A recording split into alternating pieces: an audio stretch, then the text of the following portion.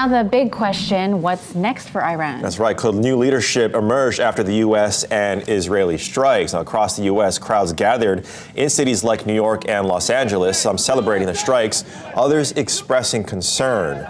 Supporters rallied near the United Nations and Times Square, saying they hope the pressure could bring change to Iran's government.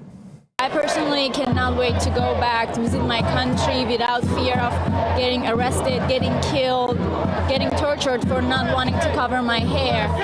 Inside Iran, there were reports of scattered celebrations, but also state-backed demonstrations in Tehran supporting the regime. With Iran's supreme leader and his top military brass passed away or dead, the question's now, what's next and who replaces the Iranian regime if it falls? Possible successors range from exiled opposition figure Reza Pahlavi to hardline figures tied to the Islamic Revolutionary Guard Corps. Experts caution it could take weeks or even months to see whether real political change takes hold. And one of Hawaii's members of Congress is now asking for your input on the attacks on Iran. Representative Ed Case launched an anonymous online survey on U.S. military action and whether Congress should authorize continued involvement. The lawmaker says the decisions made now will have long-term impacts on national security and democracy.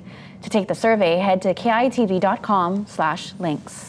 Time is 5:08, and Hawaii's political leadership reacting to the conflict with Iran this morning. Hawaii's Republican Party says it stands firmly in support of decisive action to confront what they call a dangerous Iranian regime. In a statement, they say, for years, Iran's leaders have funded and directed terrorist proxies that target American forces, including direct threats to U.S. troops stationed across the Middle East. When our service members are placed in harm's way, the United States has both the right and the obligation to respond with strength and clarity, end quote.